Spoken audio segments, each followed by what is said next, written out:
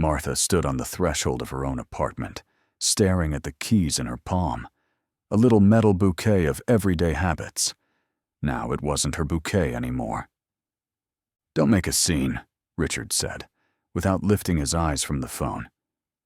"We're adults." He was sitting on their couch in the same pose she had caught him in 100 times. Leg over knee, arm on the armrest, the posture of comfort. Next to him, with her feet tucked slightly under her, sat Victoria. Blonde, with the face of a good girl, and a belly that one still had to guess at. She smelled of something heavy, like a dessert you can't finish. Nauseating. "I'm really sorry," Victoria said, in the tone one uses when apologizing for spilling someone's coffee. "We didn't mean 15 years, Martha managed. The words lay on her tongue like stones. 15 years, Richard. "People change," he said, shrugging. "Victoria is pregnant. We want to be together." She looked at his fingers, a golden band on the left, a smiley face flashing on the screen. It's easy to be an adult when childish decisions look responsible. "And the apartment?" "My things," she asked, because she had to ask at least something reasonable. "The apartment is in my mother's name," Richard said. "Technically, you never lived here." "Take whatever fits in a suitcase," she nodded silently. "When you're silent, it's easier to count. 1, 2, 3. Inhale. 1, 2, 3. Exhale. You'll manage," he added, still not looking at her. "You're a strong woman." Martha picked up the suitcase. The hallway smelled of floor cleaner and other people's footsteps. She left the set of keys on the console table, the way one leaves a tip before leaving. On the shelf stood a framed photo from their honeymoon. By the sea, her in a polka dot dress, him in a ridiculous sun hat. She took a picture of the photo with her phone, a strange copy of a copy, and turned the frame to face the wall. When the door closed behind her, the lock clicked like a pistol at rehearsal. The taxi smelled of a wet rag and ocean breeze air freshener, something that doesn't exist in nature. The radio whispered an ad for a tour to Tunisia, then a scratchy voice switched it to an 80s song, as if someone was spinning the dial of time and deliberately landing on someone else's years. "Where to?" the driver asked, a man with the tired eyes of someone who knows too much about the nights of strange cities. "Downtown," or "farther away," Martha said. "Farther from everything." He nodded, like those who know that farther is not geography. The city lights blurred, dripping down like stained glass splashed with water. She scrolled through her contacts. Friends, colleagues, distant acquaintances. Inconvenient. The kids are asleep. My husband wouldn't understand. Maybe tomorrow. In gray, like ashes, hung the number Mom. Pressing it would mean admitting she was gone, calling into a void. "Are you all right?" the driver asked after a long pause. "Yes," Martha said, and felt how the lie grated against her teeth like sand. They sped past buildings she knew, but seemed to be seeing for the first time. In every window, a small life glowed, and none of them could let her in.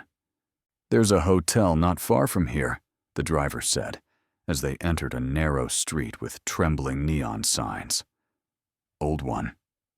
Quiet. Spend the night there. Things will look clearer in the morning. Clarity is a luxury, but the night is cheaper." Grand Hotel glowed unevenly. Letters swam, one flickered, another blinked. The facade was peeling, plaster falling like old skin. The inner courtyard looked like a well rarely drawn from. The porter looked like an apothecary from an old film.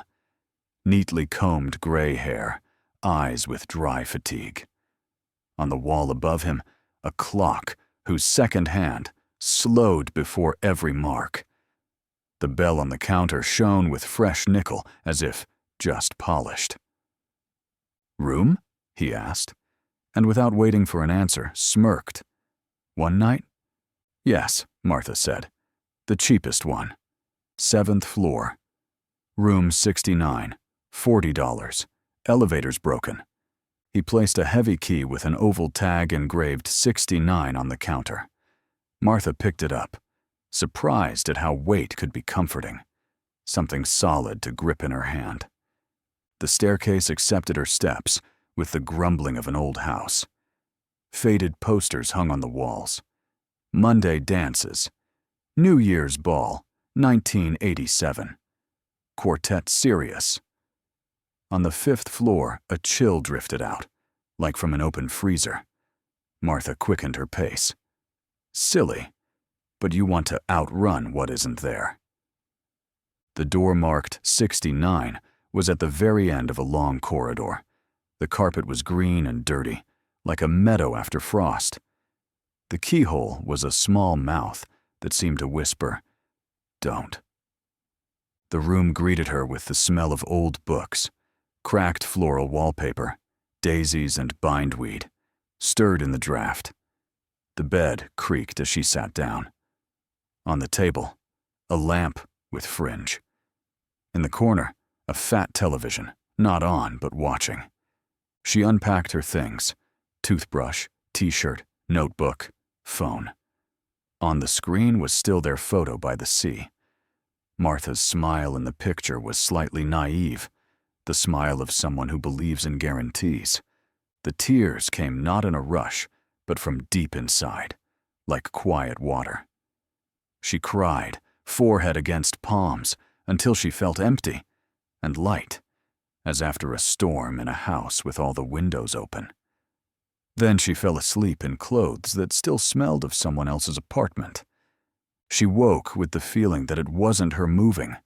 It was everything around her, as if someone had taken the room and turned it, looking for a better angle. The wallpaper was different, bright, with huge flowers you could drown in. The furniture was vintage, but not old, rather new, made to look old.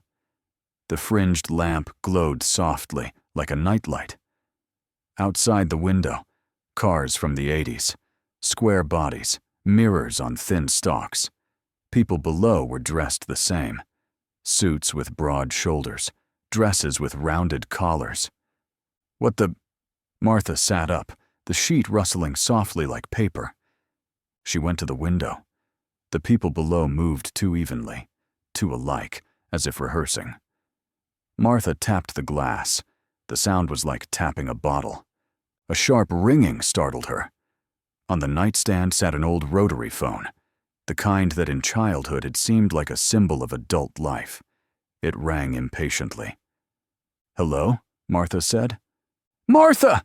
A young woman's voice, quick with a slight rasp, as if she'd cried a lot. "Thank God you answered.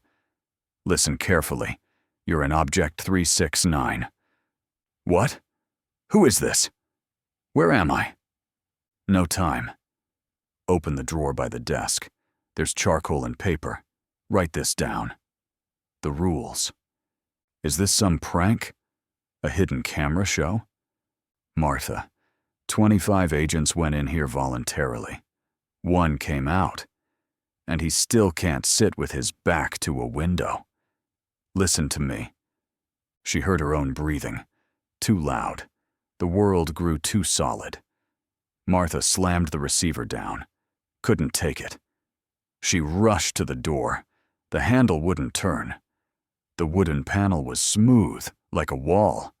"Hey!" she shouted, pounding with her fist. "Hey, someone!" Beyond the wall, voices, music, laughter, as if an eternal party was happening in the next room. No one answered.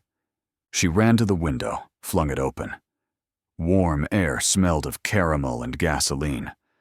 Martha leaned out and screamed, "Help!" People below walked their tracks like trains on rails.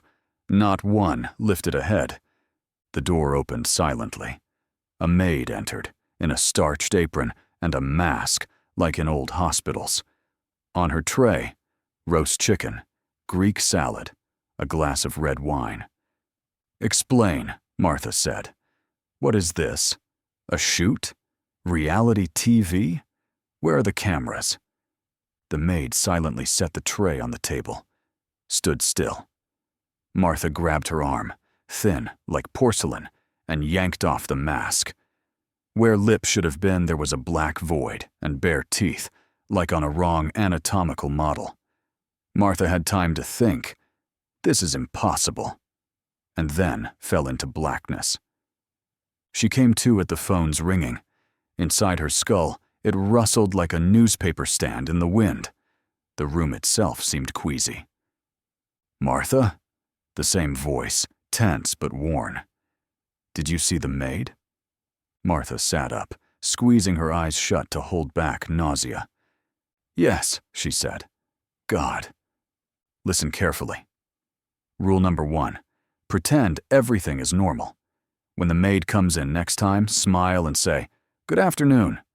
Perfect timing. I'm very hungry. Got it? She doesn't have... No comments. No reactions. Stand by the window. In the reflection, you'll see the tray. You won't see her. She's an imitation. A program.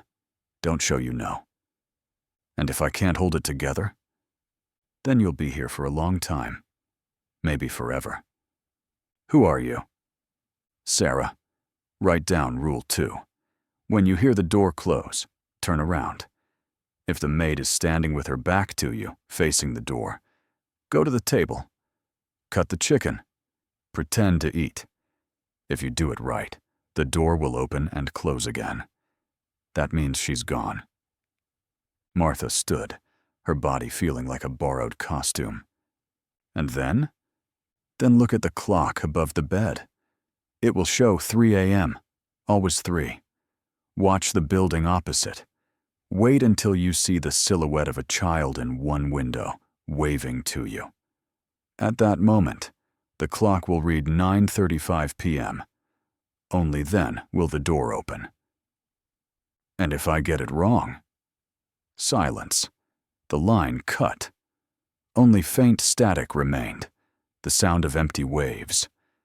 The door opened again half an hour later, or an eternity. The maid entered just as silently. Martha managed to stretch a smile across her face, like pulling on tights. Awkward. Snagging. "Good afternoon," she heard her own voice, as if from outside. Perfect timing. "I'm very hungry." She stood by the window. In the glass, the tray floated by itself, salad glistening, wine staring darkly into the room. The maid wasn't there in the reflection, just as things without substance leave no reflection. The lock clicked softly. Martha turned. The maid stood frozen, staring at the door. A living statue. Cut the chicken, she told herself. The knife trembled in her fingers. She sliced the white meat as if cutting paper. The smell of chicken was real, very real, and she was grateful for that, strangely, childishly. She placed a little on her plate. The knife clinked against porcelain. The door shifted and shut again. The silence was soft and sticky. The clock above the bed showed 3. The hand seemed to watch her like pranksters. Martha went to the window, pressed her palms to the sill, and waited. The object, if this was the object, was patient. People below walked memorized routes, sometimes bending the order slightly. Couples in identical steps, a man with a briefcase, a woman with a bag.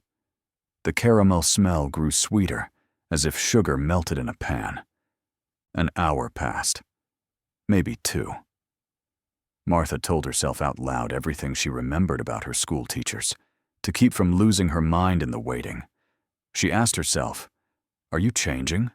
and answered, "You are being changed." And then, in a window across the street, a small shadow appeared. Narrow shoulders, thin neck, round cheeks.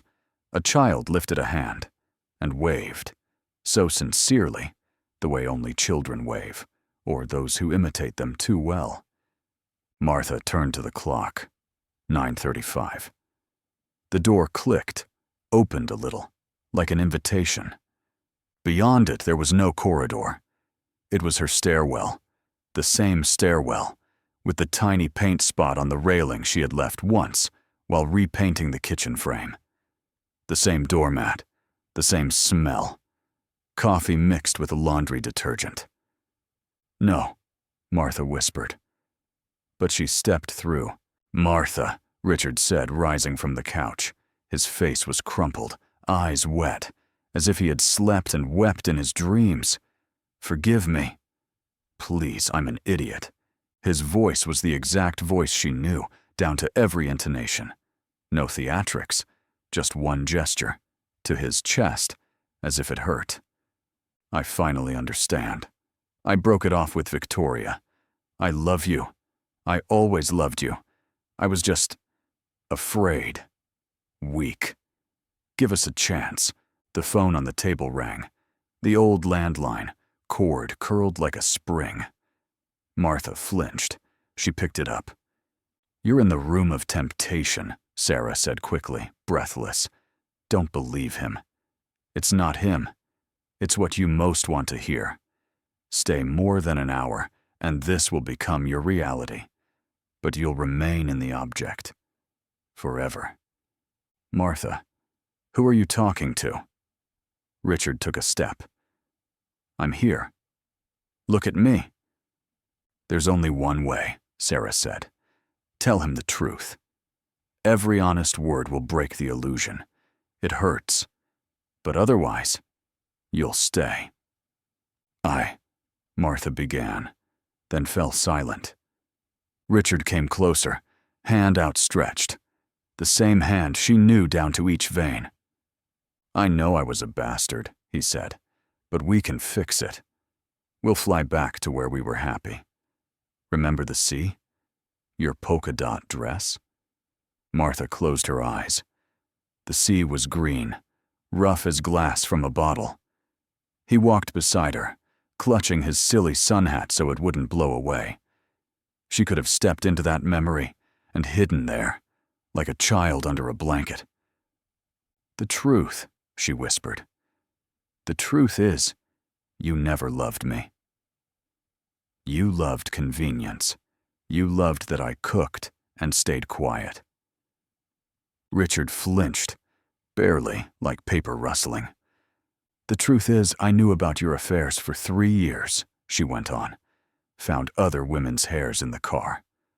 Saw messages, but I pretended not to, because I was afraid of being alone." The room grew darker, as if the lamp had dimmed. Gray spots spread across the wallpaper. "The truth is," Martha said louder, "you're a coward. You couldn't tell me to my face it was over. You brought a girl into our home so I'd leave myself. You turned me into the courier of your decisions." Her voice lashed the air like a belt. Richard stepped back. He was still beautiful. Beautiful. And pathetic. "And you know what's worst?" Martha felt her chest burn. "I still love you. After all of it. And I hate myself for that." One of the candles popped without sound, simply gone, leaving a curl of smoke. Cracks crawled across the walls like cobwebs. "But most of all, I hate what you did to me. You made me believe I was nothing without you, that I should thank you for scraps of your attention. I wore your love like a borrowed coat, heavy, and not mine." The living room began to fall apart layer by layer. First the photos vanished, then the book spines, then the shelf. Dust hung in the air, light and slow. "The truth is, I gave you my best years. And you never even said, thank you." Richard grew paler, like a copy run through a bad Xerox, his outline blurred. "And one more truth," Martha said calmly, like stating an equation. "I deserve better. I deserve someone who truly loves me, even if that person is myself." Richard dissolved completely, like smoke drifting to an open window. The room disappeared. Martha stood in darkness, smelling of dust and footsteps. In the far corner, a door glowed. The light was dim, like from a desk lamp. "You did it," Sarah's voice said in the receiver. "Go to the light. There you'll meet the administrator. They decide if you're ready. And they wear the face you most fear to see." "Richard?" Martha asked without hope. "Your own." The line went dead, and Martha walked toward the rectangle of light. The office looked like something from a dull novel. Desk, chair, shelves of folders, a green lamp. Behind the desk sat a woman. Martha froze, unprepared for this. Her own face stared back, not old, but aged 20 years with weariness. Eyes like stones, smoothed by time. Cheeks slightly hollow. Nose sharper. "Sit," said the other Martha, opening a folder. Inside were blank sheets. "Let's talk." "You're me," Martha said. "I'm you, if you choose not to forgive. If you live with hatred and resentment, because they're comfortable shackles. They rattle, and you know you're not free. It feels safe." "I don't want to hate," Martha said. "That's a good start," said the administrator. "First question, what will you do when you return?" "I don't know." "Bad answer," she smiled. "Second, have you forgiven him?" "No." "Third, have you forgiven yourself?" Martha stayed silent. Her hands were cold. The chair beneath her was too hard, as if it wanted her to stand up and run.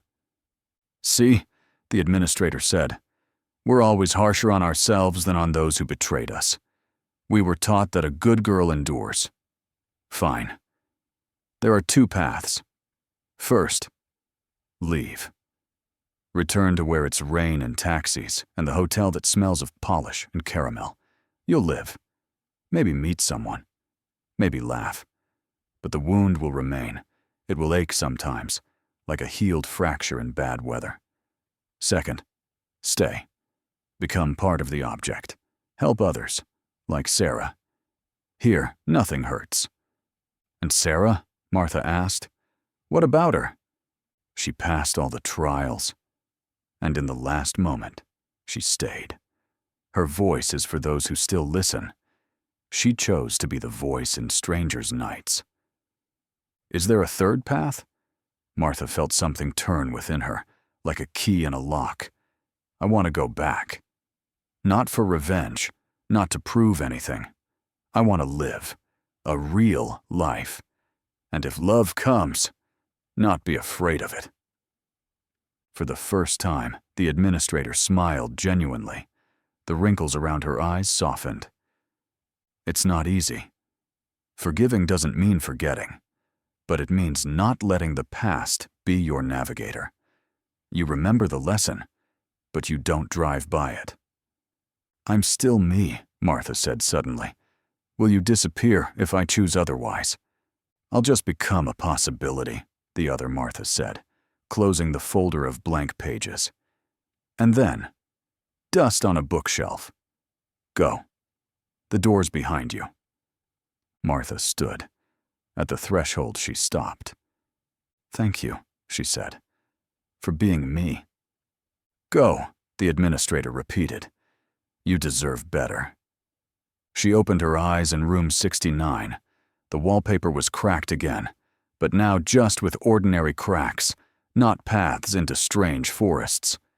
Outside the window, modern cars, normal faces, tired but alive. On the nightstand lay a note in block letters. "Thank you for choosing Grand Hotel. We hope you found what you were looking for." Martha smiled the way one smiles at themselves in the mirror when they finally recognize who is standing there. Her phone was by the bed. 23 missed calls from Richard. 2 messages. "Pick up the phone, and I'm sorry." She pressed delete. In the lobby, the porter lifted his eyes as she came down. "Sleep well?" he asked in an ordinary voice. No mystique in his hello. "Better than in years," Martha said. "Tell me, Does this hotel have a story? Story? He seemed surprised. Not really. Just a regular hotel. Although, he lowered his voice, the way people do for intrigue. They say sometimes people arrive here broken and leave different. But that's just rumor. Rumors are memories without owners, Martha said, not knowing where the phrase came from. Thank you for the key. Come again, the porter said. And for a second, she thought she saw recognition flicker in his eyes, as if he had seen thousands of her versions, all of them nodding the same way in the end. Outside smelled of the city. Wet asphalt, coffee in small paper cups, fresh bread from the corner bakery. People walked their routes, but no longer like wind-up dolls. They stumbled, laughed, argued, and that made them alive. Martha stopped under the sign Grand Hotel and inhaled deeply. Above, a bulb clicked softly, just from the draft. Walking down the street, she noticed details. A red scarf drying on someone's windowsill.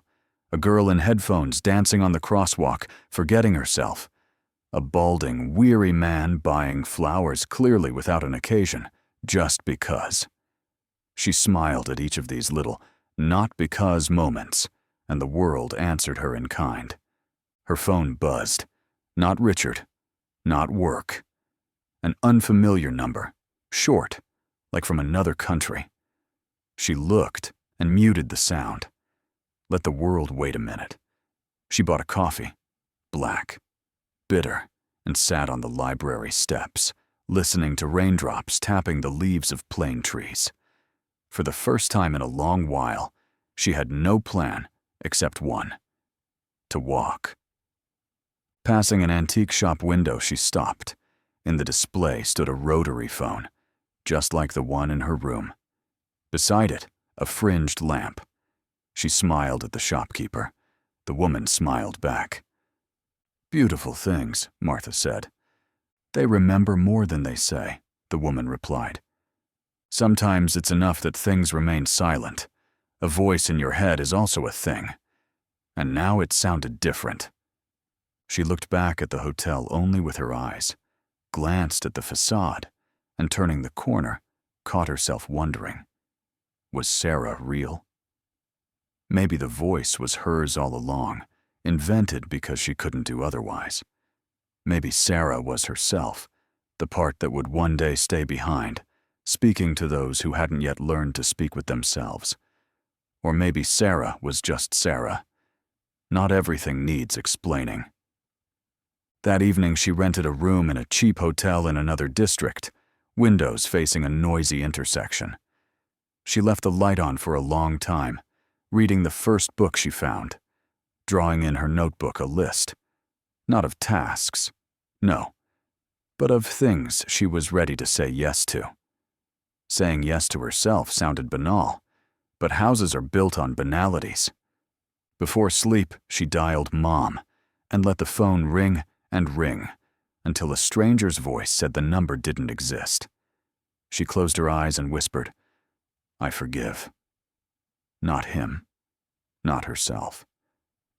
But that piece of life that had ended, like old films end, with the last credit, where they never list all the extras. That night, she dreamed of a staircase. She climbed it into the dark, and at the top, a door with no number. She opened it, and it was no office, no living room, no room of temptation, but a simple kitchen with a silent kettle.